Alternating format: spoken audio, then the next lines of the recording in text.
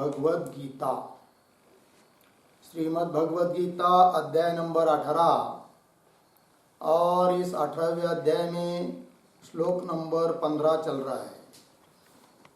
तो 15 में कुछ भाष्य हुआ है, आगे का कुछ भाष्य लेंगे। तो बात ये चल रही है, कोई भी कार्य सिद्ध करना हो तो सभी कर्मों के लिए, सभी कार्यों के लिए 5 कारण बताए। अधिष्ठान, कर्ता, करण, चेष्टा और दैव।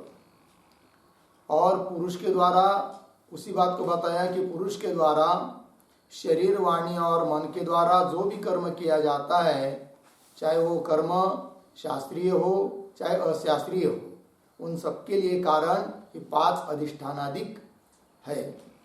इस पर पूर्व पक्षी आक्षेप कर रहा है, लेकिन ननु अधिष्ठानादीनि सर्वकर्मणां कारणानि कथम उच्यते शरीर वाङ्मनोभिः कर्म प्रारभते इति। ठीक, तो ननु इसके ऊपर लिखिए आक्षेप,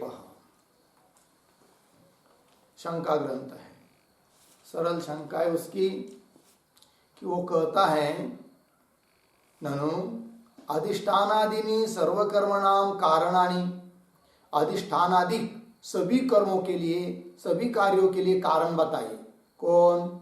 अधिष्ठानादि 5। ठीक, कोई बात नहीं। यदि ऐसी स्थिति है तो आप पुनः इस 15वें श्लोक में कैसे कह रहे हो कि शरीर वांग मनोभिः, अर्थात शरीर, वाणी और मन इनके द्वारा है कि नहीं कर्म प्रारभते, कर्म आरंभ किया जाता है। अर्थात कर्म के लिए कारण कौन सिद्ध हो रहे हैं? 3, शरीर, वाणी और मन। जबकि आपने बताया था सभी कर्मों के लिए कारण कितने बताए थे? 5। अब वो 14वें श्लोक में बताए और उनका विचार छोड़कर पुनः तुरंत आप कहने लग गए कि शरीर, वाणी और मन के द्वारा कर्म प्रारंभ किए जाते हैं। तो पूर्वोत्तर विरोध हो रहा है, ये कैसे कह रहे हो? ये शंका। ननु अधिष्ठानादीनि सर्वकर्मणां कारणानि अर्धविराम कथम उच्यते शरीर वाङ्मनोभिः कर्म प्रारभते इति। यदि ऐसी है बात तो कैसा बोला जा रहा है कि शरीर, वाणी और मन के द्वारा कर्म प्रारंभ किए जाते हैं? इसका मतलब कर्म के लिए कारण कौन सिद्ध हो रहा है? शरीर, वाणी और मन। और पीछे तक आप 5, ये बात कैसी? ये प्रश्न हुआ। लग गया पंक्ति भाई? उत्तर दे रहे न एषः दोषः, सिद्धांति कह रहे कि ये कोई दोष नहीं है। उसके ऊपर लिखिए समाधानम।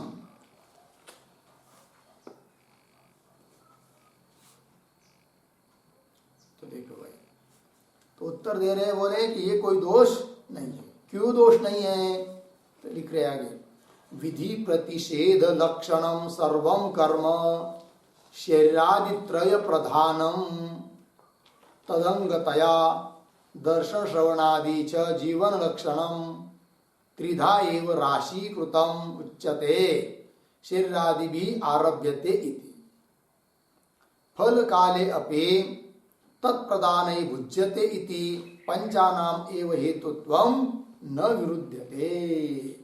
सिद्धांति कह रहे हैं कि भले इस 15वें श्लोक में शरीर, वाणी और मन के द्वारा कर्म किया जाता है, आरंभ किया जाता है, ये बोल दिया है, तो भी वो अधिष्ठानादि 5 के द्वारा कर्म होता है, इसके साथ कोई विरोध नहीं है। अब कैसे विरोध नहीं है? तो लिख रहे न एषः दोषः विधि प्रतिषेध लक्षणम सर्वं कर्म। विधि और प्रतिषेध, प्रतिषेध मतलब निषेध, मतलब विधि निषेध रूप, जिसको श्लोक में न्याय और विपरीत शब्द से कहा गया है। अर्थात कुल मिलाकर यावत कर्म जो भी कुछ है, चाहे वो विहित हो चाहे निषिद्ध हो, तो विधि प्रतिषेध लक्षणम सर्वं कर्म शरीरादित्रय प्रधानम। तो शरीरादित्रय मतलब आदि शब्द से शरीर, वाणी और मन, ये उसमें प्रधान है, मुख्य है। इसलिए कर्मों का तीन विभाग करके, राशि करके ये नाम दे दिया कि शारीरिक कर्म, वाचिक कर्म और मानसिक कर्म। शरीर के द्वारा होने वाला कर्म, मन के द्वारा होने वाला कर्म और वाणी के द्वारा होने वाला कर्म। इसका मतलब कर्म के प्रति तीन कारण है और कोई कारण नहीं, ऐसी बात नहीं। कारण तो 5 जो बताए वही है, तो भी उन सभी कर्मों का 3 जगह विभाग करके बताया। क्यों? कि 3 ही सभी कर्मों में प्रधान होते हैं, इसलिए। देखिए भाई, विधि प्रतिषेध लक्षणम सर्वम कर्म शरीरादि त्रय प्रधानम, ये 3 ही उसमें प्रधान होते हैं। तदंगतया दर्शन श्रवणादि च जीवन लक्षणम, और उस विधि प्रतिषेध के ही अंगभूत कर्म दर्शन, श्रवण है कि नहीं, देखना, सुनना आदि, जो कि जीवन लक्षणम, जीवन लक्षण मतलब जीवन जीने के लिए जो अंग कारणभूत है, निमित्त है, ऐसे कर्म। तदंगतया दर्शन श्रवणादि च जीवन लक्षणम, इन सभी कर्मों का क्या किया भाई? त्रिधा एव राशिकृतम, राशिकृतम मतलब विभाग कृतम, 3 जगह उसका क्या किया? विभाग किया है। राशिकृतम शरीर आदि भी आरभते आरभते इति उच्यते। ठीक है जी, त्रिधा एव राशिकृतम, उसके बाद कैसा पढ़ेंगे? एक शब्द छोड़कर, शरीर आदि भी आरभते इति उच्यते, ऐसा कहा जाता है।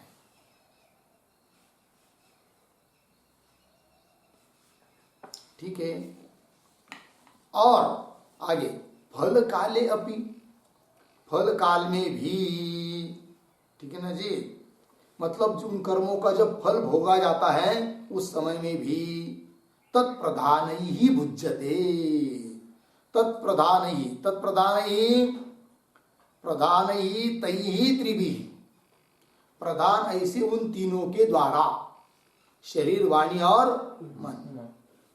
शरीर तत्प्रधान ही, इसका मतलब है प्रधान ही तैहि त्रिभि,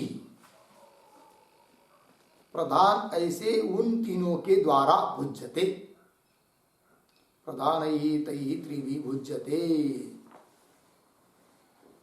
इति पंचानाम एव हेतुत्वम न विरुध्यते। इसलिए 5 कारण है ये जो बताया है, इस बात के साथ कोई विरोध आता नहीं है। ठीक है, और तत्प्रधान ही तई भुज्यते, वो 3 प्रधानों के द्वारा भोगे जाते, फल भोगा जाता है। तो 3 कौन? शरीर, वाणी और मन। किंतु वाणी को उपलक्षण करके सभी इंद्रिय लेने हैं, इसलिए वहां पर एक छोटा सा वाक्य भुज्यते, वाग उपलक्षित ही,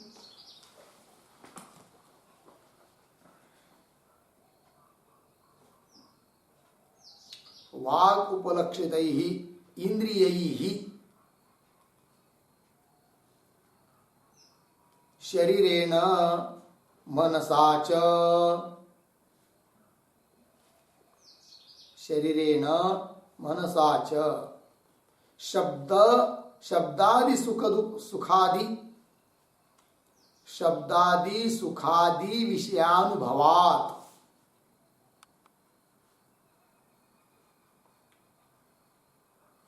शब्दादि सुखादि विषयानुभवात् इति भाव।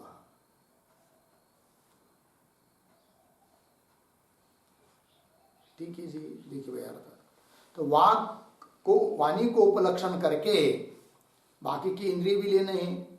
तो वाग उपलक्षित ही इंद्रिय शरीरेण, पुनः शरीर और मन, इनके द्वारा शब्दादि सुखादि विषयों का अनुभव होता है, फल भोग होता है, ये बात हुई। ठीक, यहां पर अभी ऊपर कहा था कि त्रिधा एव राशिकृतम शरीरादि भी आरभते इति उच्यते, आया था ना एक वाक्य पहले, तो लिखते उसके संदर्भ में थोड़ा सा, त्रिधा एव राशिकृतम शरीरादि भी आरभते इति उच्यते, ऐसे लिखा था ना। लिखिए, चलिए, अधिष्ठानादि पंचक हेतुकम,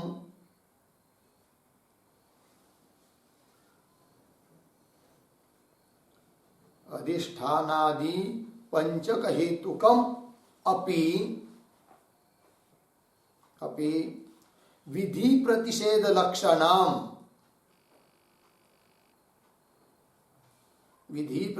लक्षणम तदंगभूत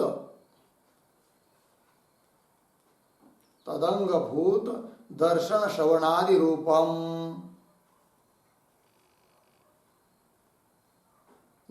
श्रवणादि रूपम जीवन लक्षणम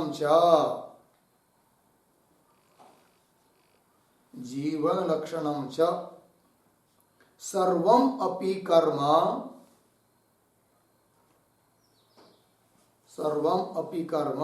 शरीरादित्रय प्रधानम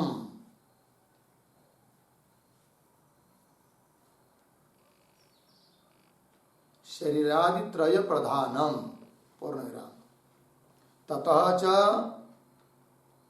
त्रिधा एव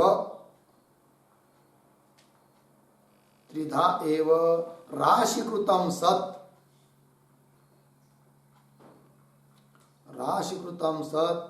शरीरादिभिः आरभते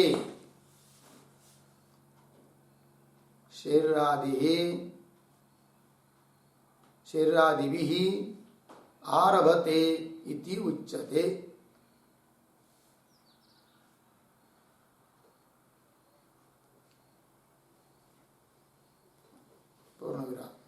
यत् शारीरम कर्म गमनादिकम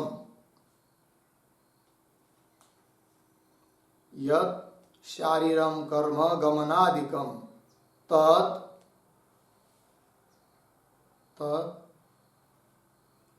अधिष्ठानादि पंचक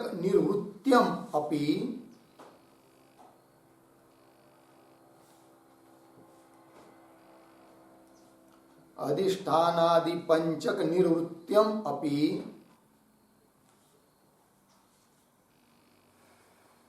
शरीर प्रधानतया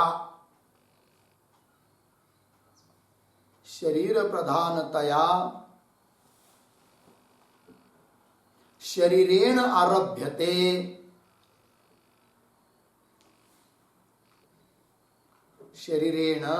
आरभ्यते इति उच्यते।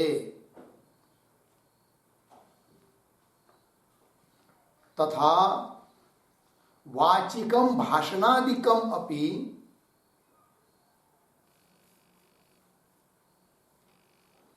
वाक् प्रधानतया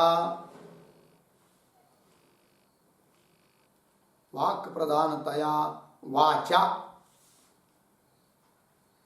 आरभ्यते इति उच्यते।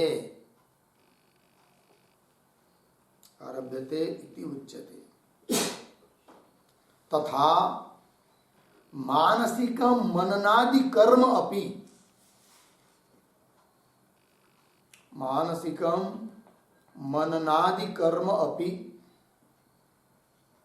मनः प्रधानतया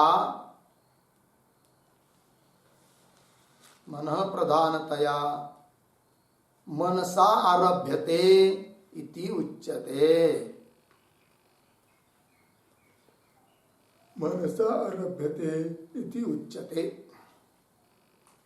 पूर्णविराम। एवं शारीरवाचिक मानसिक भेदात्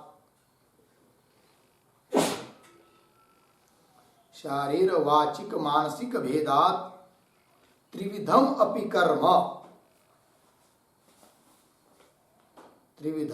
कर्म अधिष्ठानादि पंचक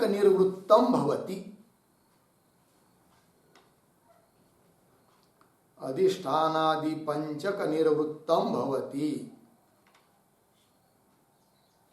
इति न कोपि दोषः।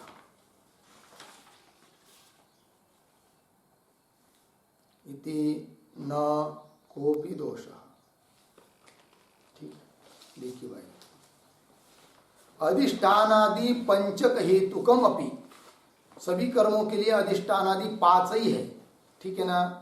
तो भी विविध विधि प्रतिषेध लक्षणम, विधि और निषेध स्वरूप कर्म, और उसका अंगभूत दर्शन श्रवणादि रूपम जीवन लक्षणम, लेकिन उसका अंगभूत जो दर्शन श्रवणादि कर्म है जो कि जीवन के लिए कारण है, जीवन दर्शनम च जीवन लक्षणम च सर्वम अपि कर्म शरीरादि त्रय प्रधानम, जितने भी कर्म है सभी सर्व कर्म कैसे जी, शरीरादि त्रय प्रधान, शरीर वाणी और मन ये उनमें मुख्य मुख्य होते हैं।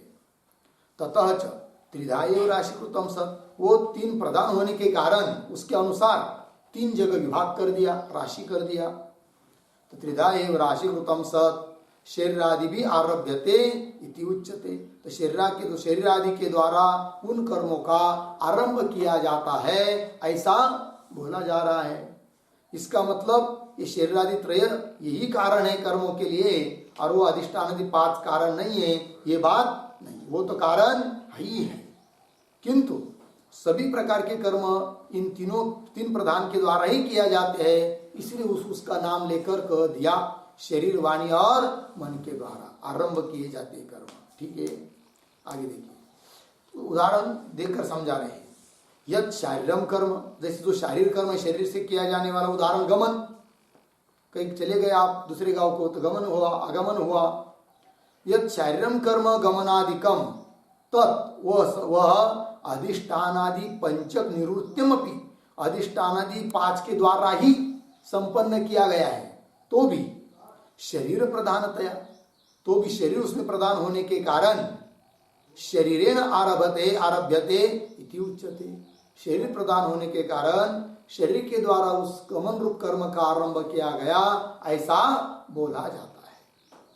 उसी प्रकार वाचिकम, वाचिक कर्म, उदाहरण भाषणाधिकम, भाषण कर दिया, बोल दिया।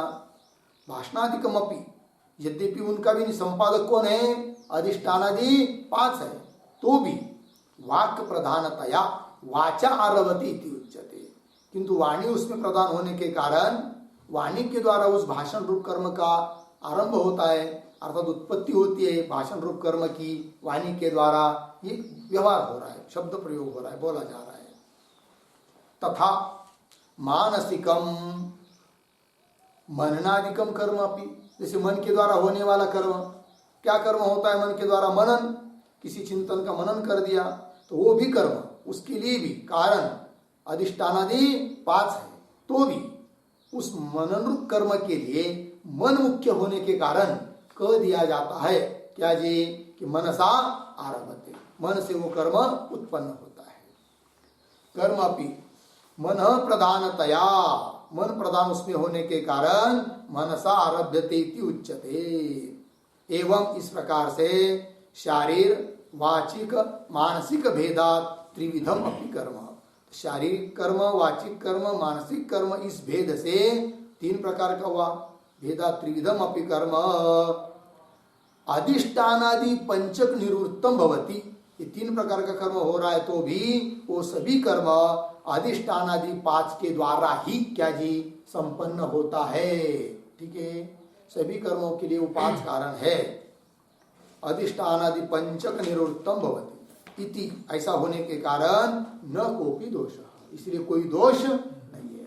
इसीलिए जो शंका की थी पूर्व पक्ष ने कि कारण 5 बताए, अभी कह रहे हो कि शरीर वाणी और मन के द्वारा आरंभ हो रहा है कर्म का, ये भी कोई दोष नहीं है। प्रधान होने के कारण शरीर वाणी मन का नाम लिया है, इसका मतलब शरीर वाणी मन के द्वारा ही वो कर्म उत्पन्न होता है, ऐसी बात नहीं। तो उन सभी कर्मों के लिए कारण है कौन, अधिष्ठानादि 5। चलिए आगे, ये हुआ श्लोक नंबर 15। आगे चलते हैं श्लोक नंबर 16 में। ठीक है जी, तत्रैवं सति कर्तार, तत्रैवं सति कर्तार मात्मानं केवलं तु यः, मात्मानं केवलं तु यः पश्यत्यकृतबुद्धित्वान्, पश्यत्यकृतबुद्धित्वान् न स पश्यति दुर्मतिः, न स पश्यति दुर्मतिः। तत्रैवं सति कर्तार मात्मानं केवलं तु यः पश्यत्यकृतबुद्धित्वान् न स पश्यति दुर्मतिः। तत्र एवं सति कर्तारम आत्मानं केवलं तु यः पश्यति अकृत बुद्धित्वात् न स पश्यति दुर्मति। अन्वय देखिए तो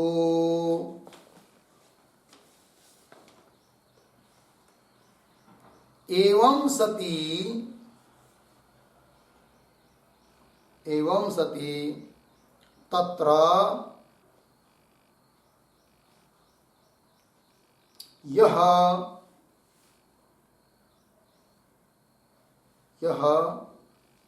अकृत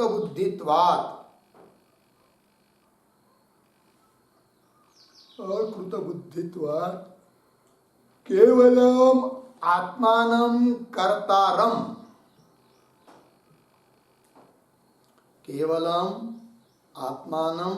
कर्तारं पश्यति सः दुर्मति न पश्यति। ठीक है, देखिए अर्थ तू परंतु एवं सती मतलब क्या? ऊपर 2 श्लोक में जो बात बताई है, क्या बात बताई है कि सभी कर्मों के लिए कारण अधिष्ठान आदि 5 होते हैं। उनका नाम भी दे दिया है 5 कौन कौन है। तो सभी कर्मों का कर्ता रूप से कौन है? कौन है फिर? अधिष्ठान आदि 5 ये करता है। और ऐसे होता हुआ भी यदि कोई व्यक्ति उन 5 को करता है, ऐसा विचार छोड़कर वो 5 करता है, ये छोड़कर क्या समझता है? अपने आत्मा को ही केवल कर्ता समझता है। क्यों समझता है? वो अकृत बुद्धित्व। और जो ऐसा समझता है वो दुर्मति है और देखता हुआ भी नहीं देख रहा है। ये बात बताइए। ठीक है, पंक्ति देखिए एवं सती मतलब कर्ता कौन है? सभी कर्मों का अधिष्ठान आदि 5 है। तो भी तत्र है कि नहीं, उन अधिष्ठान आदिकों में तादात्म्य अध्यास करके शरीर आदि के साथ, अधिष्ठान आदि के साथ, शरीर आदि के साथ तादात्म्य अध्यास करके, अर्थात शरीर आदि को ही अपना ही अपना स्वरूप समझकर क्या कर रहा है आदमी? तत्र उसमें जो व्यक्ति अकृत बुद्धि होने के कारण केवलम आत्मानं कर्तारं पश्यति, केवल शुद्ध मतलब केवल आत्मा को ही क्या समझता है? वो कर्ता समझता है। उसको ये भी पता नहीं है कि आत्मा कोई शरीर आदि से भिन्न है करके, और वो करता है ये भी नहीं जान रहा है। वो तो क्या अधिष्ठान आदि जो 5 शरीर आदि के उसके साथ तादात्म्य कर लिया, उसका ही अपना स्वरूप समझ लिया, और उसमें जो अहम हो रहा है उसको ही वो आत्मा समझता है। मैं कोई हम, मैं आत्मा है और कर रहा है शरीर, किंतु समझता है क्या? आत्मा ही सब कुछ कर रहा है। तो कर्ता किसको समझ रहा है? वो अज्ञानी व्यक्ति आत्मा को, है कि नहीं? कैसे आत्मा को? केवल शास्त्र से उसने जान लिया कि ऐसा ऐसा आत्मा वो करता है, इस रूप से नहीं समझ रहा है। शरीर आदि को ही आत्मा समझकर उसके साथ तादात्म्य करके केवल आत्मा को ही कर्ता समझता है। क्यों ऐसा समझ पा रहा है? वो संस्कारित उसकी बुद्धि नहीं है, असंस्कारित बुद्धि है, इसलिए उसको कह दिया अकृत बुद्धित्वा। अकृत बुद्धि होने के कारण ऐसा समझ रहा है। और यदि जो कोई ऐसा समझता है, आत्मा को कर्ता रूप से देख रहा है, तो वह दुर्मति है। और वो देख रहा है तो भी नहीं देख रहा है। समझ में आया? ये सब बात देखिए। एवं सती ऐसा होने पर भी जो कोई व्यक्ति अकृत बुद्धि होने के कारण केवलम आत्मानं कर्तारं पश्यति, देख रहा है, आत्मा को कर्ता रूप से देख रहा है, पश्यति हो गया। पश्यति उसके बाद क्या है? सह दुर्मति, वो दुर्मति है। दुर्मति मतलब क्या है बताएंगे। तो स दुर्मति ही न पश्यति मतलब सचमुच में देखता ही नहीं है। ये बात हो गई। ठीक है जी, चलिए भाष्य में चलते हैं।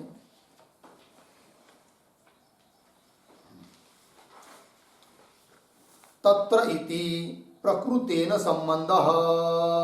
ठीक है, श्लोक के आरंभ में जो तत्र शब्द आया है, वो तो तत्र शब्द से क्या समझेंगे भाई? तो प्रकृत संबंध, प्रकृत मतलब प्रकृत प्रसंग जो चल रहा है, है कि नहीं, उसको लेना है तत्र शब्द से।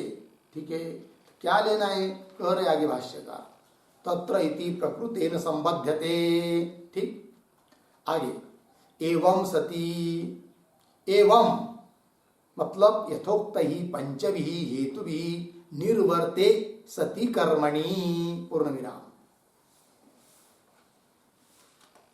पुनः पढ़ता हूं उस वाक्य को, एवं सती, एवं यथोक्त ही पंचभि हेतुभि, दो शब्द छोड़कर, कर्मणि,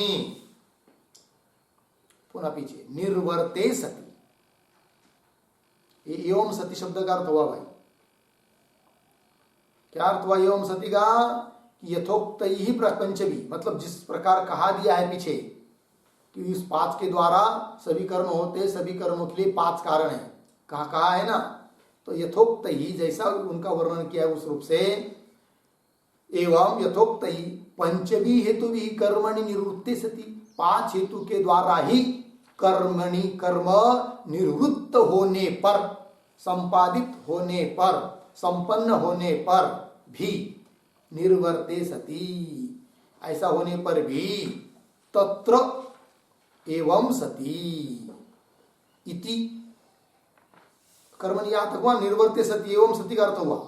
आगे चलिए, अभी इसको पूरा पूर्ण विराम दे दिया, और एक बीच में दूसरी बात बता रहे हैं। तो श्लोक में तत्र एवं सती जो पद आया है ना, वो विशेषण का काम कर रहा है। किसके लिए, हेतु का काम कर रहा है, किसके लिए, दुर्मतित्व के लिए। श्लोक में बताया है क्या, दुर्मति, वह दुर्मति है। कौन दुर्मति है, तो तत्र एवं सती, मतलब ये पांच अधिष्ठानादिक कर्ता होने पर भी उसको न समझकर अन्य कोई आत्मा को ही जो कोई कर्ता समझता है, वह दुर्मति है। तो दुर्मतित्व के लिए कारण क्या, हेतु क्या, तो एवं तत्र एवं सती, ये बता रहे हैं। देखिए, तत्र एवं सती इति दुर्मतित्वस्य, मतलब दुर्मतित्व क्यों है उस व्यक्ति में, उसके लिए हेतुत्वेन संबंधते, हेतु रूप से उसका संबंध हो रहा है। ठीक, कैसा हो रहा है, तो लिखते एक वाक्य,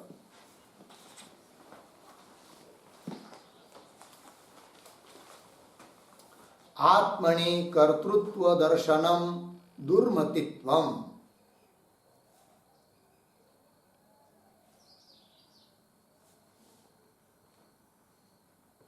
आत्मनि कर्तृत्व दर्शनम दुर्मतित्वम, पूर्ण विराम।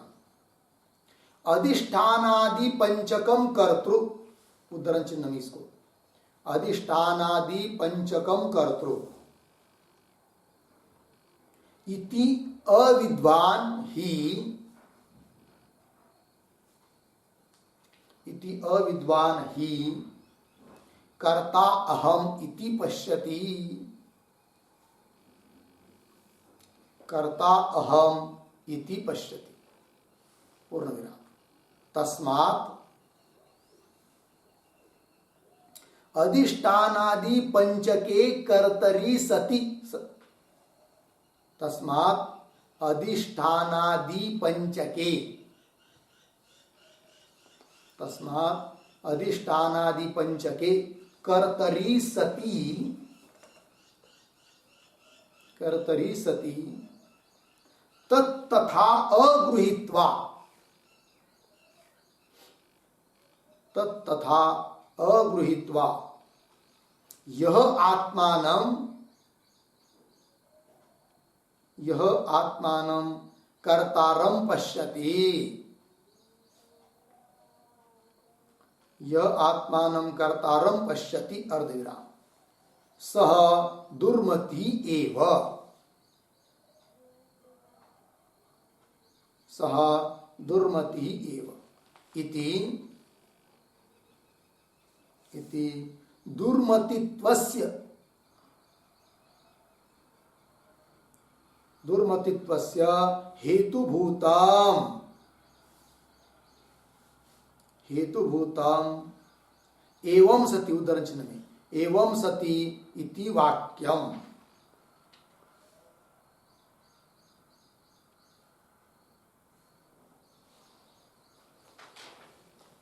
हो गया ना, क्या लिखा, इति वाक्यम पूर्ण विराम। अकर्तरि आत्मनि कर्तृत्व दर्शनम, अकर्तरि आत्मनि कर्तृत्व दर्शनम ही दुष्ट बुद्धि ही दुष्ट बुद्धि। देखिए भाई अर्थ को, आत्मनि कर्तृत्व दर्शनम दुर्मतित्व। दुर्मतित्व है क्या? दुर्मतित्व मतलब यही है कि आत्मा में कर्तृत्व दर्शन, आत्मा को कर्ता समझना। आत्मा करता ही नहीं है तो कर्ता समझना, समझता है जो, वही दुर्मतित्व है। आगे, अधिष्ठानादि पंचकम कर्तृ इति अविद्वान, अधिष्ठानादि 5 ही करता है, इस बात को न जानता हुआ कोई व्यक्ति, अज्ञानी व्यक्ति, अविद्वान ही क्या समझता है? वो कर्ता हम इति पश्यति, अपने स्वरूप को, आत्मा को क्या देखता है? वो करता हूं मैं, इस रूप से देख रहा है, कर्ता हम इति पश्यति। तस्मात् अधिष्ठानादि पंचके कर्तरि सति, इसलिए अधिष्ठानादि 5 कर्ता होने पर भी तथा अगृहीत्वा, उसको उस रूप से ग्रहण न करके, यह आत्मानं कर्तारं पश्यति, जो आत्मा को कर्ता रूप से देख रहा है, समझ रहा है, आत्मानं कर्तारं पश्यति, स दुर्मति, वह दुर्मति है। दुर्मति एवं इति दुर्मतित्वस्य हेतुभूतम, दुर्मतित्व का हेतुभूत कारण, निमित्त, दुर्मतित्व आने के लिए कारण, हेतु, कारण क्या है जी? एवं सती इति वाक्य। क्योंकि एवं सती ने क्या कहा? क्या अधिष्ठानादि 5 करता है, किंतु ऐसा होने पर भी उसको नहीं समझ रहा है, इसलिए दुर्मति है। तो दुर्मति क्यों? वो नहीं समझ रहा है उस बात को, तो वो सब क्या हुआ फिर? एवं सती हेतु बन गया। किसके लिए? दुर्मतित्व के लिए। दुर्मति, हाँ, आत्मानं कर्तारं पश्यति स दुर्मति एव इति दुर्मतित्वस्य हेतुभूतम एवं सति इति वाक्य। ठीक, अकर्तरि आत्मनि कर्तृत्व दर्शनम ही दुष्ट बुद्धि ही, अकर्ता ऐसा जो आत्मा है उसमें कर्तृत्व का दर्शन करता, उसको समझना, यही क्या है जी? दुष्ट बुद्धि है।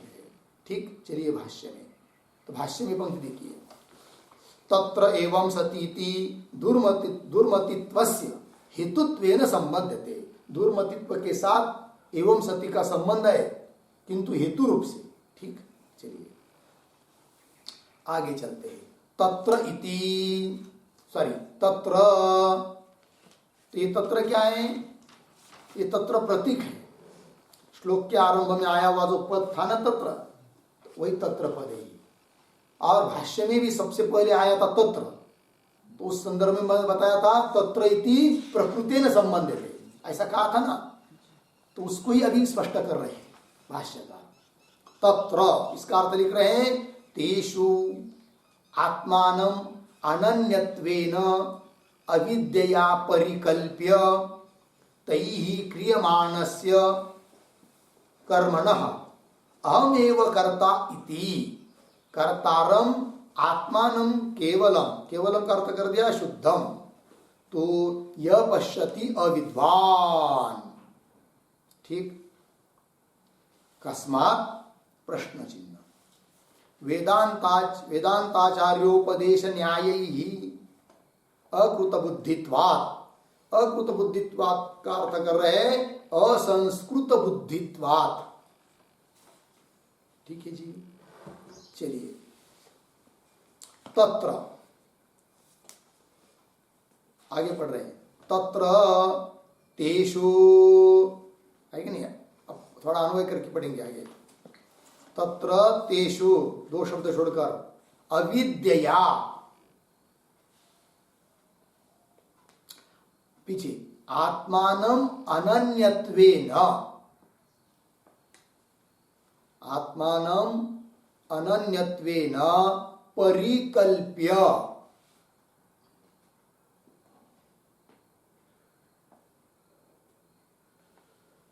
परिकल्प्य तैः क्रियमाणस्य कर्मणः अहमेव कर्ता, इसको उद्धरण चिन्ह में, अहमेव कर्ता इति, ठीक है ना। उसके बाद पढ़ेंगे केवलम शुद्धम आत्मानम, केवलम शुद्धम आत्मानम तु यह अविद्वान कर्तारम पश्यति, कर्तारम पश्यति, हो गया। फिर आगे कस्मात, आगे सरल है, देखिए भाई अर्थ, तत्र तेषु, तेषु मतलब क्या, एक वाक्य, तत्र इति प्रकृतेन संबध्यते इति उक्तम,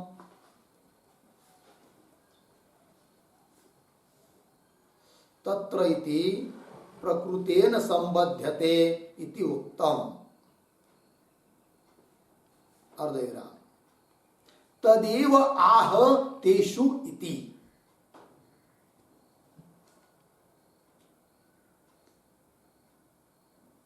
तदेव आह तेषु इति, पूर्णविराम, प्रकृतेषु अधिष्ठानादिषु इत्यर्थः, प्रकृतेषु अधिष्ठानादिषु इत्यर्थः, ठीक। देखिए भाई, तो भाष्यकार ने कहा था कि तत्र इति प्रकृतेन संबध्यते, प्रकृति के साथ संबंध होता है तत्र शब्द का, तो कैसा होता है उसी बात को अभी स्पष्ट कर रहे भाष्य में, तत्र तेषु इत्यादि पंक्ति से, तदेव आह तेषु इति। तो तेषु का मतलब क्या, तो लिख दिया प्रकृतिषु, प्रकृत प्रसंग जिसका चल रहा है, तो प्रकृतिषु अधिष्ठानादिषु तेषु, तो तेषु शब्द से कौन आया, अधिष्ठानादिषु, अधिष्ठानादि 5, तो देखिए अभी भाष्य में, तत्र तेषु अधिष्ठानादि उन 5 में, अधिष्ठानादिषु क्या करता है उस अधिष्ठानादि को के बारे में, देखिए आगे, तेषु अधिष्ठानादिषु अविद्यया आत्मानं अनन्यत्वेन परिकल्प्य, उन 5 में क्या कल्पना करता है वो, आत्मानं अनन्यत्वेन परिकल्प्य, अनन्यत्वेन, अनन्यत्वेन शब्द का अर्थ है अभिन्नत्वेन किंवा आत्मत्वेन, अभिन्नत्वेन किंवा आत्मत्वेन,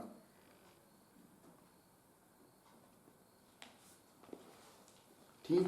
देखिए भाई, उन अधिष्ठानादि 5 में क्या कर रहा है कि अविद्या के कारण, अज्ञान के कारण, आत्मानम अनन्यत्वेन परिकल्प्य, अपने को, आत्मा को, अपने स्वरूप को अभिन्न रूप से क्यों आत्मा रूप से परिकल्पना करके, मतलब क्या, उन अधिष्ठानादि 5 को ही, शरीरादि को ही अपना स्वरूप समझता है, उसके साथ तादात्म्य कर लेता है, ठीक है।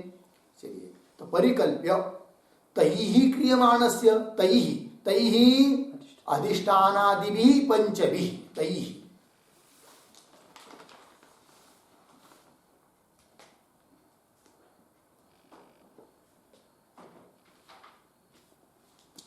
ठीक है, तैहि अधिष्ठानादिभिः पंचभिः क्रियमाणस्य कर्मणः, उन अधिष्ठानादि 5 के द्वारा किया जाने वाला है कौन, कर्म। तो फिर भी उस कोई भी व्यक्ति ने क्या समझना चाहिए, जो भी कर्म हो रहा है उसके बारे में क्या, कि ये सब कर्म का कर्ता मैं नहीं हूं, कौन है, अधिष्ठानादि 5 है, ये समझना चाहिए, ये वृत्ति होनी चाहिए, ज्ञानी की वृत्ति होती है। किंतु आदमी वैसा समझता नहीं है, क्या करता है फिर गड़बड़, कि अधिष्ठानादि 5 जो कि सभी कर्मों के करता है उसके साथ तादात्म्य करता है, आत्मानं परिकल्प्य, उसको ही अपना स्वरूप समझता है, और कर्म कर रहे अधिष्ठानादि 5 और समझ रहा है करता किसको, स्वयं को, आत्मा को। तो वही लिखा, तैहि क्रियमाणस्य कर्मणः अहमेव कर्ता इति, इस रूप से मैं ही करता हूं, इति, ऐसा देख रहा है।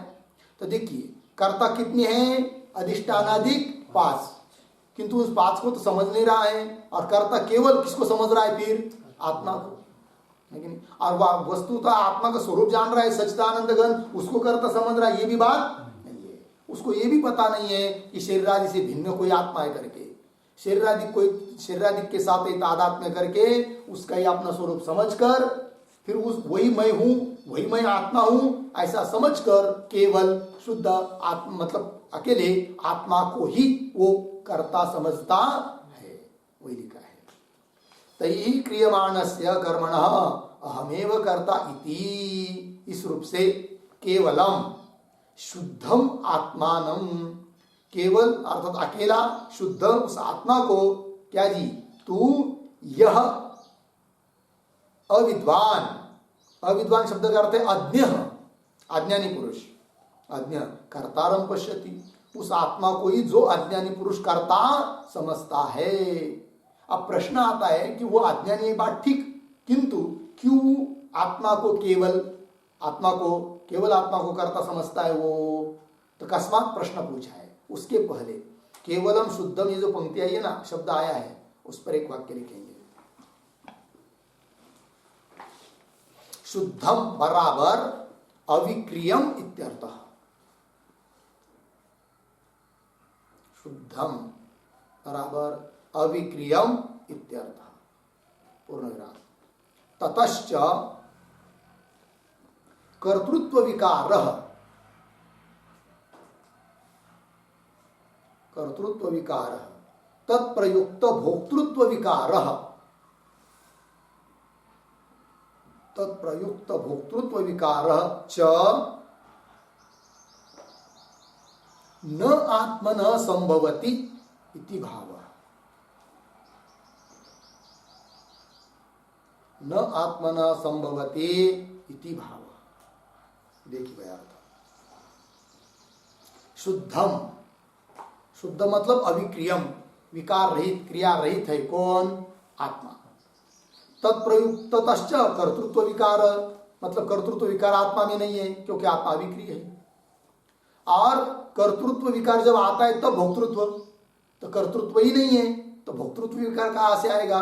तत्प्रयुक्त भोक्तृत्व विकार च न आत्मा न संभवती, आत्मा में है ही नहीं है, ऐसा शुद्ध आत्मा है, किंतु उस आत्मा को ही यह आदमी क्या समझता है जी, कर्ता समझता है। और वो मैं हूं और मैं ही करता हूं, ये बात बोल रहा है वो, ठीक है। देखिए अहम एव कर्ता इति केवलम शुद्धम आत्मानं, तू यह अविद्वान अज्ञानी व्यक्ति कर्तारम पश्यति, कर्ता रूप से देख रहा है। कस्मात्, प्रश्न चिन्ह, कस्मात्, कस्मात् मतलब क्या भाई, कस्मात् शब्द का अर्थ, कस्मात् अयम अज्ञः, कस्मात् अयम अज्ञः केवलात्मानं कर्तारं पश्यति, केवलात्मानं कर्तारं पश्यति इति पृच्छति, कस्मात् इति पृच्छति, कस्मात् इति, ठीक। देखिए भाई, कस्मात् अयम अज्ञः केवलात्मानं कर्तारं पश्यति, क्या कारण है कि यह अज्ञानी व्यक्ति केवल आत्मा को, केवल आत्मा मतलब अकेले आत्मा को कर्तारं पश्यति, कर्ता रूप से समझ रहा है, स्वयं को ही कर्ता समझ रहा है, जबकि कर्ता अधिष्ठानाधिक 5 है, आत्मा तो है ही नहीं है, किंतु अधिष्ठान शरीर आदि के साथ तादात्म्य करके वही मैं हूं और उनके द्वारा जो हो रहा है वो मैं ही कर रहा हूं, ऐसा समझता है आदमी। अज्ञान के मतलब क्यों समझता है, प्रश्न है। कस्मात् उत्तर दे रहे उसका, वेदांताचार्योपदेश न्यायैहि अकृत बुद्धित्वात्, अकृत बुद्धित्वात् का अर्थ कर दिया असंस्कृत बुद्धित्वात्, ठीक। वेदांत और वेदांताचार्य, उनका जो उपदेश और न्याय, थोड़े में कहना हो तो वेदांत आचार्य मतलब गुरु और उनके द्वारा किया हुआ उपदेश, आचार्य उपदेश जिसको बोलेंगे, तो वेदांत के द्वारा बताई हुई बात उपदेश, आचार्य के द्वारा किया हुआ उपदेश, और तीसरी बात है न्याय। न्याय मतलब युक्ति आदि। तो वेदांत आचार्य उपदेश न्याय ही, इनके द्वारा संस्कृत बुद्धि होना चाहिए था वो, किंतु नहीं हुआ है। न वेदांत पढ़ा है, न गुरु से कुछ सुना है, न युक्ति कुछ जानता है, इसलिए इनके द्वारा अकृत बुद्धि है, असंस्कृत बुद्धि है, इसलिए वो अधिष्ठानादि पांच को कर्ता न समझकर आत्मा को ही कर्ता समझता है। तो उत्तर दिया। तो एक वाक्य लिखेंगे इसके ऊपर, अकृत बुद्धि।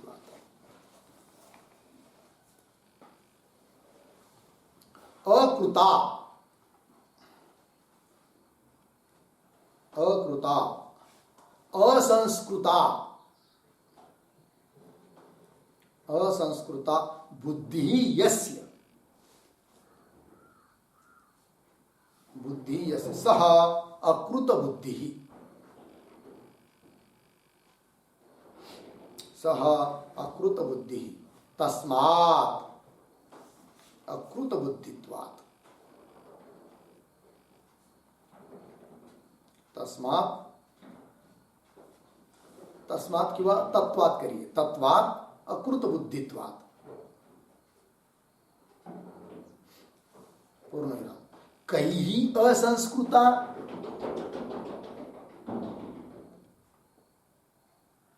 कैः असंस्कृता इति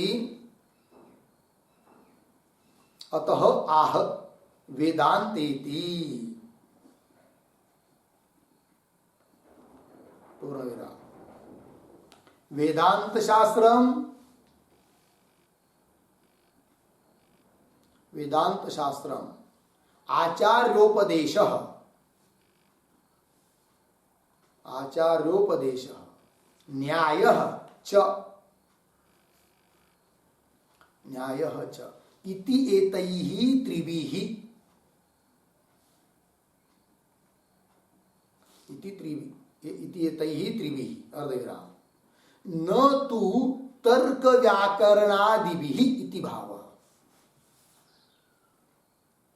न तो तर्क व्याकरणादिभिः इति भावः। ठीक, चलिए भाई। अकृता, अकृता मतलब असंस्कृता बुद्धि यस्य, असंस्कृत है बुद्धि जिसकी, उस व्यक्ति को बोलेंगे अकृत बुद्धि।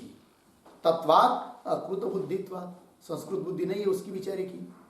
बोलेंगे भाई कहीं असंस्कृता है, किससे असंस्कृत है उसकी बुद्धि? तो उसका उत्तर दिया वेदांताचार्य, वेदांताचार्योपदेश न्याय ही, भाष्य में उसका स्पष्टीकरण कर रहे। देखिए वेदांत शास्त्र, वेदांत शब्द से लिया वेदांत शास्त्र, और आचार्योपदेश गुरु उपदेश, और न्याय, न्याय मतलब युक्ति वगैरह, ठीक है, अनुमान। च इति एतैहि त्रिभिहि, इन तीनों के द्वारा जिसकी बुद्धि संस्कृत नहीं है, सुसंस्कृत नहीं है, इन तीनों के द्वारा ये लेना है। ऐसा नहीं अर्थ करना है क्या कि असंस्कृत बुद्धि है, किससे भाई? वो व्याकरण नहीं पढ़ा है, न्याय नहीं पढ़ा है, इसलिए वो समझ रहा है, मतलब न्याय व्याकरण इससे असंस्कृत बुद्धि है, ऐसा अर्थ नहीं करना। कदाचित कोई व्यक्ति बहुत सारा न्याय शास्त्र पढ़ा हो, व्याकरण शास्त्र भी पढ़ा हो, तो भी यदि वेदांत नहीं पढ़ा है तो क्या आत्मा को ही, स्वयं को ही क्या समझेगा? कर्ता समझेगा। तो फिर पढ़ा तो है वो, संस्कृत है वो व्याकरण न्याय से, किंतु उस प्रकार से संस्कृत नहीं लेना है बुद्धि को। किससे संस्कृत चाहिए फिर? वेदांत, आचार्योपदेश, न्याय इत्यादि के द्वारा क्या पाइजे, क्या चाहिए? सुसंस्कृत बुद्धि होनी चाहिए। और इसके द्वारा यदि सुसंस्कृत नहीं है तो उसको कहेंगे क्या? अकृत बुद्धि, असंस्कृत बुद्धि। लग गया पंक्ति? चलिए आगे भाष्य में, कस्मात् वेदांताचार्योपदेश न्यायैः अकृत बुद्धित्वात् असंस्कृत बुद्धित्वात्।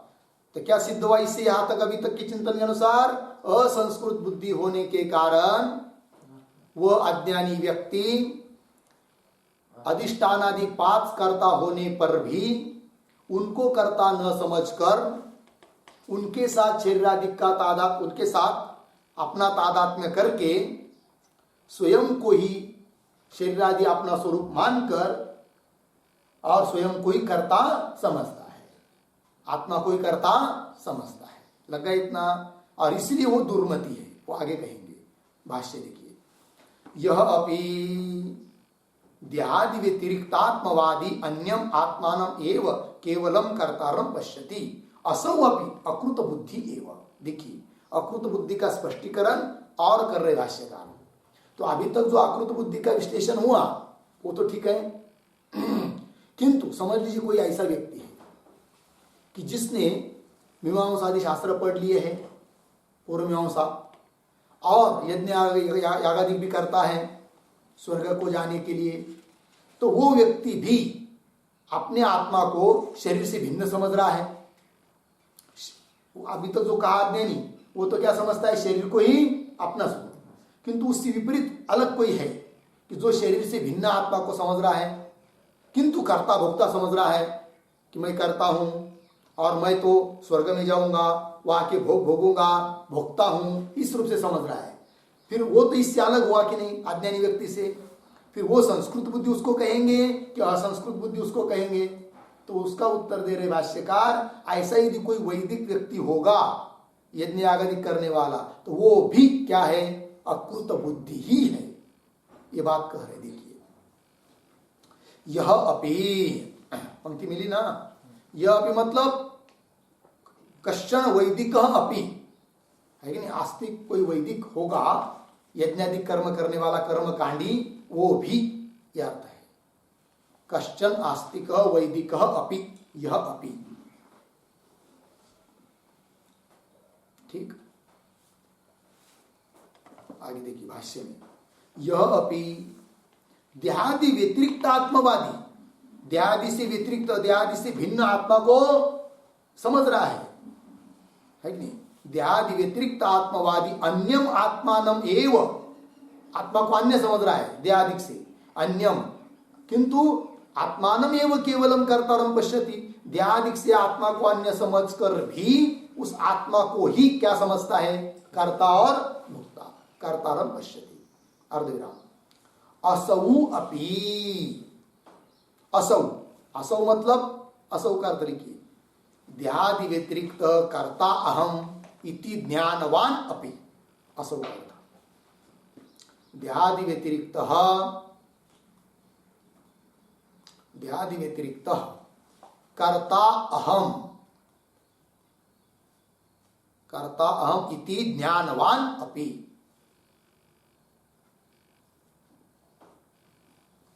ठीक, देखिए भाई, देहादि से व्यतिरिक्त कर्ता मैं हूं, इस प्रकार को जिसको ज्ञान है वो भी असौ अपि अकृत बुद्धि एव।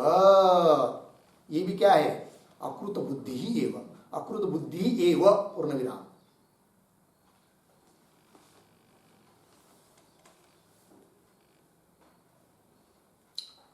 एक वाक्य लिखेंगे अकृत बुद्धि पर, छोटा सा 2-3 शब्द का, अकृत बुद्धि एव। देहादि विलक्षण अकर्तृ अभोक्तृ, देहादि विलक्षण अकर्तृ अभोक्तृ आत्मज्ञानाभावात्, आत्मज्ञानाभावात् अकृत बुद्धि एव।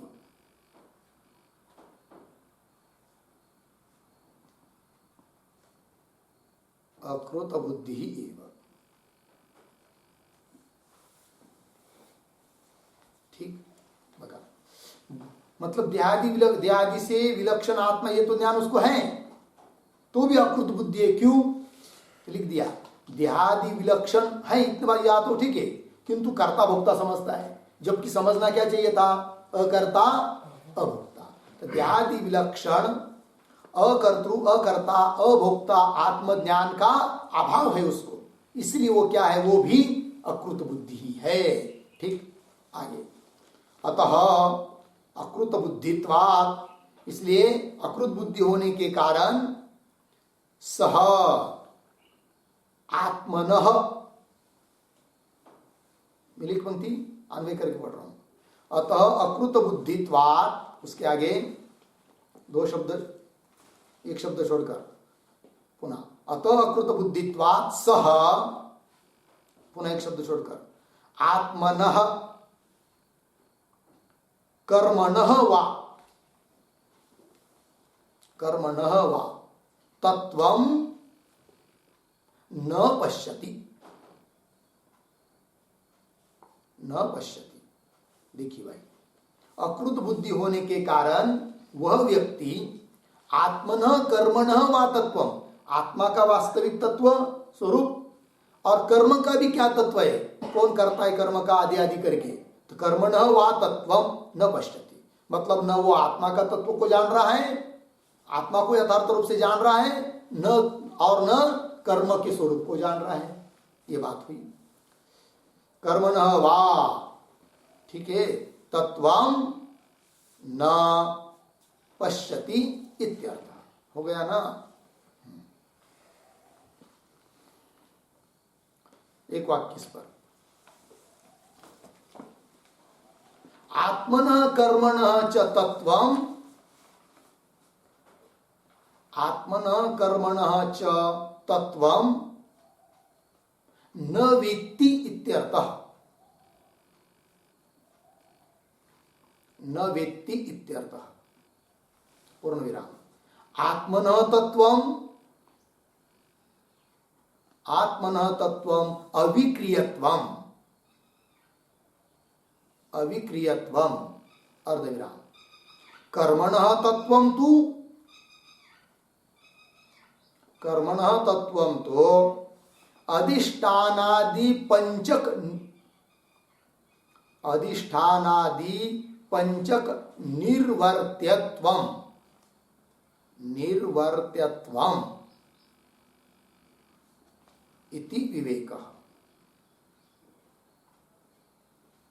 देखिए भाई, वह अज्ञानी व्यक्ति दोनों के भी तत्वों को नहीं जान रहा है, वही लिखा आत्मनः कर्मणः च तत्वं न वेत्ति। बोलिए क्यों, तो आत्मा का तत्व यह है, आत्मनः तत्वम अविक्रियत्वम, अविक्रिय आत्मा है, और वो क्या समझता है, कर्ता भोक्ता समझता है, इसका मतलब आत्मा के तत्वों को नहीं जान रहा है, और कर्म के तत्वों को भी नहीं जान रहा है। क्यों, कर्म का तत्व यह है कि अधिष्ठानादि पांच के द्वारा संपन्न हो जाना, ये कर्म का तत्व है, कर्म का स्वरूप है, और वो स्वयं को आत्मा को ही कर्ता समझ रहा है, इसलिए कर्म का भी तत्व, कर्म के तत्व को भी वह व्यक्ति नहीं जान रहा है, क्योंकि कर्ता भोक्ता किसको समझ रहा है, वो आत्मा को समझ रहा है। तो न कर्म का तत्व जान रहा है, न आत्मा का तत्व जान रहा है, वही लिखा है। चलिए आगे हो गए ना, भाष्य में आगे। अतः दुर्मति ही, अतः, अतः शब्द का अर्थ लिखिए, अतः अतत्ववित्वात्,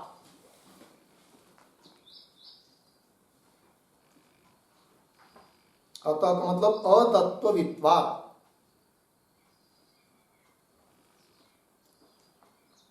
मतलब तत्व को न जानने वाला होने से।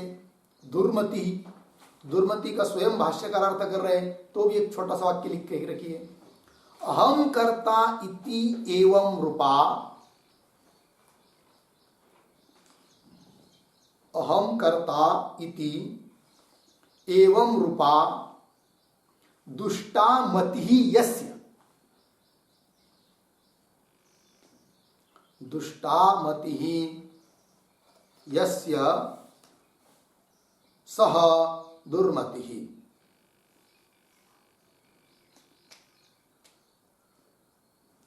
ठीक, देखिए भाई अर्थ, अहम कर्ता इति एवं रूपा, मैं ही करता हूं, इस रूप से दुष्ट है बुद्धि जिसकी, उसको कहेंगे क्या, दुर्मति। ठीक, देखिए भाई अर्थ भाष्य में, अतः दुर्मति, दुर्मति का अर्थ कर रहे कुत्सिता, विपरीता, दुष्टा, और कैसी, अजस्रम जनन मरण प्रतिपत्ति हेतु भूता मति। ये मति के सब विशेषण है। मति अस्य इति दुर्मति, तो मुख्य विग्रह इतना ही है क्या, कुत्सिता मति अस्य इति दुर्मति, कि वह दुष्टा मति अस्य दुर्मति, किंतु और विशेषण जोड़कर स्पष्ट कर दिया।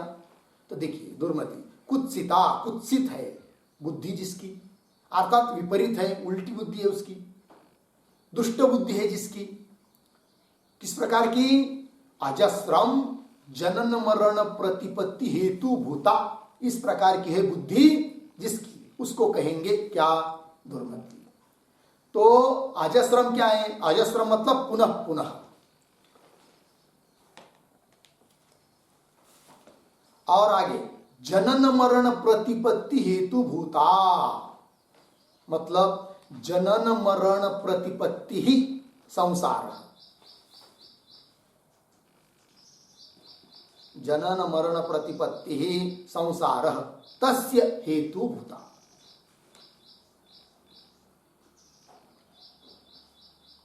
ठीक है जी, देखिए जनन, जन्म और मरण, इनकी जो प्रतिपत्ति है, प्राप्ति है या प्रतीति है, यही संसार है, उसकी कारणभूत है उसकी बुद्धि, तस्य हेतु भूता मति अस्य इति दुर्मति ही।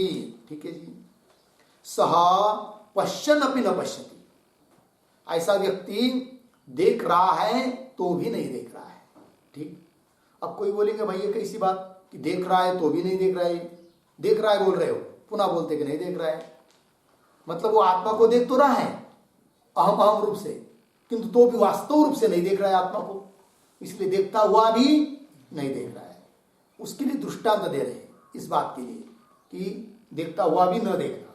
कैसे, देखिए, यथा तैमिरिकः अनेकम चंद्रम अर्धविराम, यथा वा अभ्रेषु धावत्सु चंद्रम धावन्तम अर्धविराम, यथा वा वाहने उपविष्टः अन्येषु धावत्सु आत्मानं धावन्तम। तीन उदाहरण दिया है। तो पहला उदाहरण यह है कि यथा तैमिरिकः, तिमिर है, तिमिर दृष्टि वाला है कि नहीं, चंद्र को देख रहा है, मतलब जिसके आंख में कोई दोष है और वो चंद्र को देख रहा है। तो चंद्र कितने हैं, एक, किंतु देख रहा है वो, अरे आज इतने चंद्र कहाँ से आए भाई, तो चंद्र एक है, अनेक रूप से देख रहा है। तो देखता हुआ भी वो क्या है, नहीं देख रहा है, यही बात हुई, अनेकम चंद्रम, एक उदाहरण हुआ। और यथावा अभ्रेषु धावत्सु चंद्रम धावंतम, जैसे बादल आते रात के समय और चांद, चंद्र भी है आकाश में और बादल दौड़ रहे हैं बहुत वेग से, लगता है क्या, देखो भाई चंद्र कितना तेज से दौड़ रहा है आज, दौड़ कौन रहे हैं, बादल, लेकिन दौड़ना किस में देख रहा है, चंद्र में। तेज ऐसा विपरीत देखना है, देखता हुआ भी न देखना है, इस प्रकार से यथा वा अभ्रेषु धावत्सु चंद्रम धावंतम। ठीक, और उदाहरण दे रहे हैं, यथा वा वाहने उपविष्टः, किसी वाहन में बैठा है या किसी शिविका में या पालकी में बैठा है, और पालकी को ढोल ले जाने वाले बहुत सारे वो लोग होते हैं, तो दौड़ कौन रहे हैं, वे लोग, और वो तो पालकी में बैठा है केवल, तो भी वो स्वयं को क्या समझता है, मैं दौड़ रहा हूं, दौड़ रहे अन्य, और दौड़ समझता है अपने को, दूसरे के धर्मों को अपने में देख रहा है, तो वो भी क्या हुआ, देखता हुआ भी नहीं देख रहा है। ये उदाहरण दिया। यथा वा वाहने उपविष्टः अन्येषु धावत्सु आत्मानं धावन्तम, उस प्रकार आत्मा को मैं करता हूं, मैं भोगता हूं, इस रूप से आत्मा को जान रहा है, तो भी अविक्रिय रूप से नहीं जान रहा है, इसलिए देखता हुआ भी नहीं देखता है। पश्यति अपि न पश्यति, स पश्यन अपि न पश्यति। हो गया जी। चलिए इस दृष्टांत के ऊपर थोड़ा सा लिखेंगे तीनों के। तैमिरिकः, तैमिरिक बराबर तिमिर दोष दूषित नेत्र,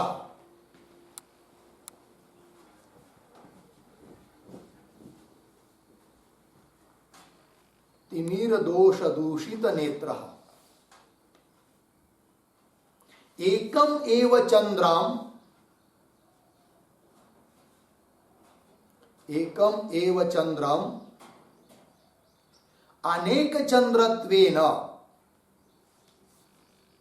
अनेक चंद्रत्वेन यथा पश्यन् अपि न पश्यति, यथा पश्यन् अपि न पश्यति इति उच्यते।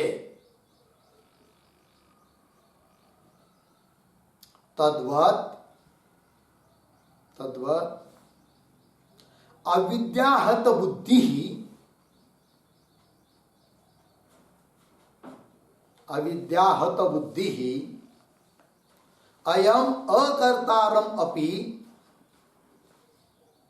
अयम अकर्तारम अपि आत्मानं कर्तारम पश्यति।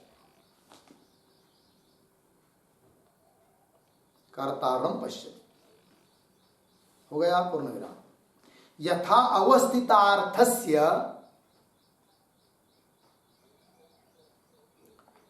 अवस्थितार्थस्य अन्यथा ग्रहणांशे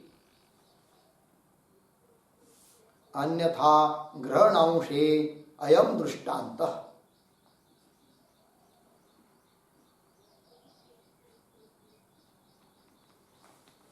दृष्टान्तः।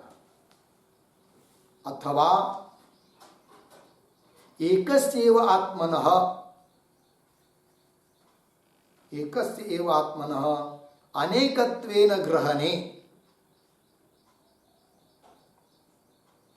अनेकत्वेन ग्रहणे अयम दृष्टान्तः।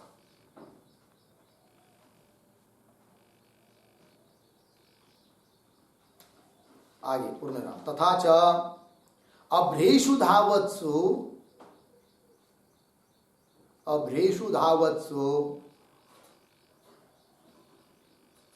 सत्सु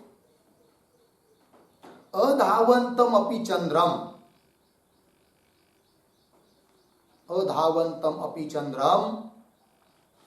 धावन्तं यथा पश्यति।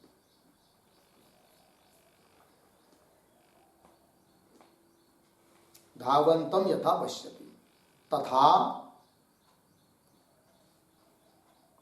अधिष्ठानादिषु कर्माणि कुर्वत्सु सत्सु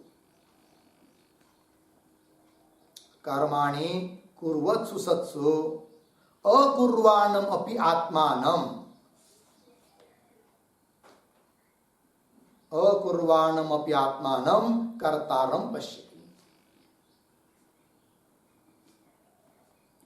कर्तारं पश्यति। पूर्ण विराम। ननु न अयम अपि दृष्टान्तः समीचीनः।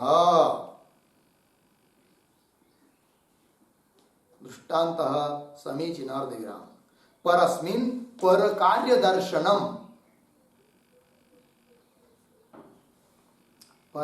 परकार्यदर्शनम दृष्टान्तार्थ अर्धविराम। आत्मन्येव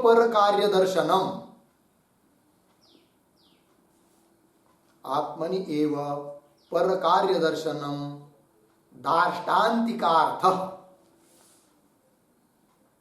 दार्ष्टान्तिकार्थः इति भेदात्।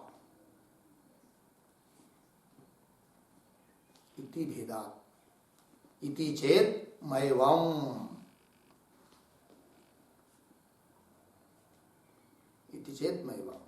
अक्रिये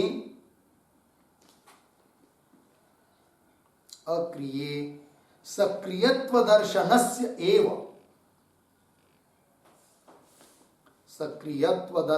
एव इह साम्यत्वेन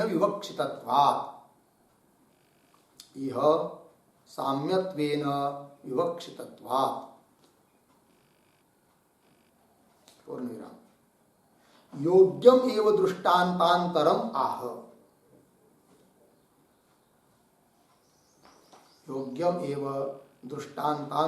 आह। वहाने इति।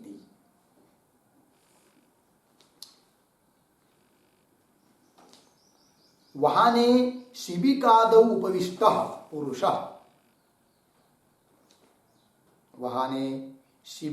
उपविष्टः पुरुषः। अन्येषु शिबिकावायुषु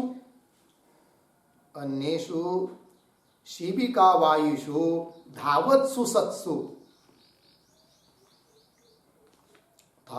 सत्सु आत्मानं एव धावन्तं पश्यति। आत्मानं एव धावन्तं पश्यति। पूर्ण विराम। एवं अन्येषु कुर्वत्सु सत्सु, अन्येषु कुर्वत्सु सत्सु आत्मानं, आत्मानं अकर्तारम् अपि, अकर्तारम् अपि कर्तारं पश्यति, कर्तारं पश्यति। पूर्ण विराम। यह एवं पश्यति सह विपरीत बुद्धि, यह एवं पश्यति स विपरीत बुद्धि एव। यथावस्थित, यथावस्थित अर्थ अदर्शनात्, यथावस्थित अर्थ अदर्शनात् मिथ्या मिथ्यार्थ दर्शनाच्च इति, मिथ्यार्थ दर्शनाच्च इति। पूर्ण विराम। न अस्य दुर्मतेः, न अस्य दुर्मतेः सर्वकर्म त्याग संभवति, न अस्य दुर्मतेः सर्वकर्म त्याग संभवति। ठीक हो गया, देखिए अर्थ। तैमिरी का मतलब तिमिर दोष दूषित नेत्र, तिमिर दोष से दूषित हुए हैं नेत्र जिसके, ऐसा व्यक्ति। एकम एव चंद्रम, चंद्र तो है एक, अनेक चंद्रत्वेन यथा पश्यन, अनेक चंद्र रूप से देख रहा है, पश्यन अपि देख रहा है तो भी न पश्यति इति उच्यते, नहीं देख रहा है कि नहीं। वो बोल भी रहा है मैं देख रहा हूं, लोग समझेंगे अरे तू क्या देख रहा है, एक को अनेक देख रहा है, क्या देख रहा है, तो कुछ नहीं देख रहा है। ठीक तद्वत ये दृष्टांत हुआ। सिद्धांत अविद्या हत बुद्धि अयम, अविद्या से हत हुई है, मारी गई है बुद्धि जिसकी, ऐसा ये अज्ञानी पुरुष। अकर्तारम अपि आत्मानम, अकर्ता है आत्मा तो भी उस आत्मा को कर्तारम पश्यति, कर्ता रूप से देख रहा है। ठीक। अब ये जो दृष्टांत है तो इसको छोड़कर और आगे वाला दृष्टांत लिया है भाष्यकार ने, क्यों? तो कदाचित कोई इस पर शंका कर सकता है कि भाई यहां पर दृष्टांत में क्या बात बताई है, एक चंद्र को अनेक रूप से देखना, और सिद्धांत क्या चल रहा है कि अकर्ता आत्मा को कर्ता देखना। ये थोड़ी बताया कि एक आत्मा को अनेक देखना। दृष्टांत में क्या बात है, एक को अनेक देखना। और सिद्धांत में यदि वैसा होता कि एक आत्मा को अनेक देख रहा है तो दृष्टांत राष्ट्रांत तो जुड़ जाता, ऐसा तो है नहीं। इसीलिए भाष्यकार ने दूसरा दृष्टांत लिया, किंतु ये जो दृष्टांत दिया है उसमें साम्यता किस अंश में लेनी है तो बताया आगे क्या लिखा है, यथावस्थित अर्थस्य अन्यथा ग्रहणांशी दृष्टांत। दृष्टांत इतनी बात के लिए लेना, ये भी पहला भी कौन सा, कि यथावस्थित वस्तु मतलब वस्तु जिस स्वरूप में जिस स्थिति में है उसको उस रूप में न देखकर अन्य रूप में देखना। ये तो दृष्टांत में भी है, चंद्र एक है अनेक में देखना, तो जैसा है वैसा नहीं देख रहा है। उस प्रकार आत्मा कैसा है, अकर्ता, और देख रहा है कर्ता, तो अन्य रूप से देखना हुआ कि नहीं, इतने उसमें साम्य लेना है। तो पहला दृष्टांत भी बात ठीक हो जाता है। तो भी यदि अच्छा ही दृष्टांत चाहिए तो दूसरा दृष्टांत ले लिया, ठीक है। तो ये दृष्टांत पहला दो बात बता रहा है। तो एक तो ये बात बताई कि पदार्थ जिस स्वरूप में जिस अवस्था में जैसा है उसको अन्य रूप में देखना, इसके लिए दृष्टांत है। क्यों? एक को अनेक रूप में देखना, वही लिखा ना आगे, एकस्यैव आत्मन अनेकत्वेन ग्रहणे अपि अयम दृष्टांत, ये बात बताया।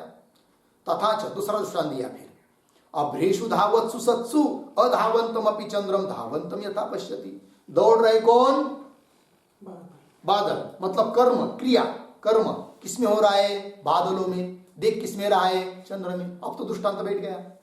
कर्म कौन कर रहे हैं? अधिष्ठान आदि।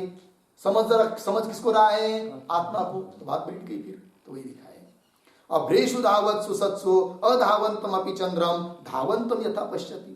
तथा अधिष्ठानादिषु कर्माणि कुर्वत्सु, अधिष्ठानादि ये सब कर्म कर रहे हैं, कुर्वत्सु सत्सु अकुर्वाणमपि आत्मान, न करने वाले को भी उस आत्मा को कर्तारम पश्यति, दृष्टांत हुआ। ठीक, अब ननु से ये बात कह रहे कि जो दूसरा दृष्टांत बताया ये भी सिद्धांत के साथ जुड़ता नहीं है, जुळत नाही असं दाखवतो कोण? पूर्वपक्षी। फिर सिद्धांती कहेंगे ठीक है कोई बात नहीं, तो तीसरा दृष्टांत देंगे। तो क्या नहीं जुड़ता है? देखिए, ननु न अयम अपि दृष्टांत समीचीन, ये भी दृष्टांत समीचीन नहीं है। कौन बोल रहा है? पूर्वपक्षी। क्यों? इसमें ये बात है कि दृष्टांत क्या है? दौड़ रहे कौन? बादल। कर्म किसमें हो रहा है? बादलों में। देख किसमें रहा है? चंद्र में। किंतु कर्म हो रहे अन्य में, देख भी रहा है अन्य में। बात समझ में आएगी नहीं? कर्म हो रहे हैं अन्य में, देख रहा है अन्य में। और सिद्धांत क्या चल रहा है? कर्म हो रहे अन्य में, देख रहा है अपने में, आत्मा में। तो दृष्टांत और दाष्टांत में फर्क हुआ कि नहीं? दृष्टांत में क्या बात है? कर्म अन्य में हो रहे, देख भी अन्य में रहा है। और सिद्धांत क्या है? कर्म हो रहे अन्य में, देख रहा है अपने में। तो ऐसा कुछ दृष्टांत बताओ कि अन्य का कर्म अपने में देखने के लिए दाष्टांत की तरह ऐसा दृष्टांत देना चाहिए। बात समझ में आया ना? देखिए पंक्ति, ननु न अयमपि दृष्टांत समीचीन। क्यों? परस्मिन पर कार्य दर्शन, दृष्टांतार्थ, ये दृष्टांत का अर्थ हुआ। और सिद्धांत क्या? आत्मनि एव पर कार्य दर्शन, अपने में दूसरे के कार्य का दय देखना, ये हुआ दाष्टांतिक अर्थ, ये सिद्धांत का अर्थ हुआ। तो दोनों में भेद हुआ। इति भेदात इति चेतमय। तो सिद्धांत को उत्तर दे रहे भाई ऐसी शंका मत करो। क्यों? तो फिर ऐसा दृष्टांत दे रहे अभी। किंतु इस दृष्टांत का साम्य कितने भाग में लेना है? देखिए, अक्रिये सक्रियत्व दर्शन से एव इह साम्यत्वेन विवक्षितत्वात्। पहली बात बोल रहे कि भाई दृष्टांत और दाष्टांत में भली तुमको विषमता दिखाई दे रही है, किंतु साम्यता कितने भाग के लिए लेना है? इतने भाग के लिए लेना है कि अक्रिय है कौन? चंद्र। तो अक्रिय में सक्रियत्व देखना, इतने अंश में लेना है दृष्टांत को, है कि नहीं? अन्य में अन्य ऐसा मत देखो। अक्रिय में सक्रियत्व को देखना, अक्रिय है चंद्र, उसको देख रहा है सक्रिय। उस प्रकार अक्रिय है कौन? आत्मा, उसको देख रहा है सक्रिय। इतने भाग को ले लीजिए तो काम बैठ जाएगा। वही अक्रिय सक्रियत्व दर्शन से एव यह साम्यत्वेन विवक्षितत्व। ठीक, क्यों? यदि उचित ही दृष्टांत चाहिए तो दे रहे, योग्यमेव दृष्टांतांतरम आह। तो वाहनी इति, वाहन मतलब शिबिकादो, पालखी वगैरह। शिबिकादो उपविष्ट पुरुष, पालखी में बैठा हुआ पुरुष। अन्येषु शिबिका वाहीषु धावत्सु सत्सु, दौड़ कौन रहे जी? अन्य लोग, शिबिका को ले जाने वाले 4 लोग दौड़ रहे हैं, धावत्सु सत्सु। किंतु बीच में जो बैठा है अंदर, वो क्या समझता है? आत्मानमेव धावंतम पश्यन्ति, मैं दौड़ रहा हूं ऐसा समझ रहा है। अब बात बैठ गई कि नहीं? अन्य के कर्म को स्वयं में देख रहा है दृष्टांत में।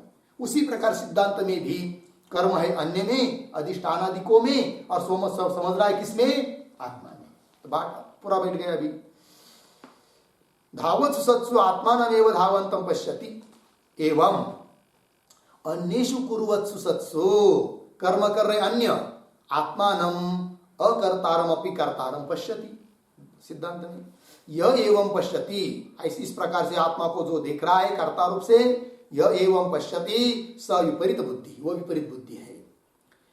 मतलब यथावस्थित अर्थ अदर्शनात्। विपरीत बुद्धि क्यों है उसकी? कि जो पदार्थ जैसा है वैसा ही देखना चाहिए ना। जो पदार्थ जैसा है वैसा न देखकर उसके उल्टा सुल्टा देखेंगे तो उसको क्या बोलेंगे? विपरीत बुद्धि। उस प्रकार यह भी आत्मा है अविक्रिय, देख रहा है सक्रिय, तो विपरीत बुद्धि हुआ। तो वही लिखा है यथावस्थित अर्थ अदर्शनात्। क्यों? मिथ्या दर्शनात्, मिथ्यार्थ दर्शनात्, मिथ्यार्थ को देख रहा है वो, इसलिए विपरीत बुद्धि है। चलिए, न अस्य दुर्मते सर्व कर्म त्याग संभवति। अब देखिए मूल को ले आए, जहां से बात चालू हुई थी, है कि नहीं, वहां पर उसको मैं जोड़ दिया। कहाँ चालू हुआ था भाई? श्लोक नंबर 13 की अवतरणिका में बताया था। क्या बताया था 13 की अवतरणिका में? तो सब कर्म का संन्यास, पारमार्थिक संन्यास किसके द्वारा होता है और किसके द्वारा नहीं होता है। है कि नहीं। अतः परमार्थदर्शिन एवं अशेष कर्म संन्यासित्व संभवती बताया था ना, उसमें हेतु भी दिया था। आत्मनि क्रियाकारक फलानाम अविद्याध्यारोपितत्व, ये बताया था ज्ञानी के लिए। और आगे कहा था न तो अज्ञस्य, क्यों, अधिष्ठानादीनि क्रियाकर्तॄणि कारकाणि आत्मत्वेन पश्यतः, जो अधिष्ठानादि क्रियाकारक है उसको जो आत्मा रूप से देख रहा है, उसके द्वारा अशेष कर्म का त्याग नहीं होता है, क्योंकि वो दुर्मति है। तो फिर उस बात को लेते लेते यहाँ तक आए। वाली का था ना उत्तर रही श्लोक ही दर्शेती, ये बात को फिर अधिष्ठानादि 5 कर्ता कौन है वो बताए। उसके बाद शरीरवाणी ये सब इसका भी संगति लगा दिया। फिर इस 16वें श्लोक में कह दिया कि इस प्रकार से अन्य कर्ता होता हुआ भी जो आत्मा को कर्ता समझता है वही दुर्मति है, और ऐसा जो दुर्मति है उसके द्वारा सभी कर्मों का स्वरूपतः त्याग संभव नहीं है। ये बात यहाँ तक पूरी हुई। न अस्य दुर्मते सर्व कर्म त्याग संभवती। ठीक है, अब दुर्मति बताया यहाँ तक। फिर प्रश्न आएगा यदि ऐसा दुर्मति है उसके द्वारा सब कर्म का संन्यास नहीं हो सकता है तो कोई बात नहीं, अब सुमति बताओ, तो फिर सुमति बताना पड़ेगा। उसका विचार आएगा आगे के श्लोक से। ओम पूर्णमदः पूर्णमिदं पूर्णात् पूर्णमुदच्यते पूर्णस्य पूर्णमादाय पूर्णमेवावशिष्यते। ओम शांति शांति।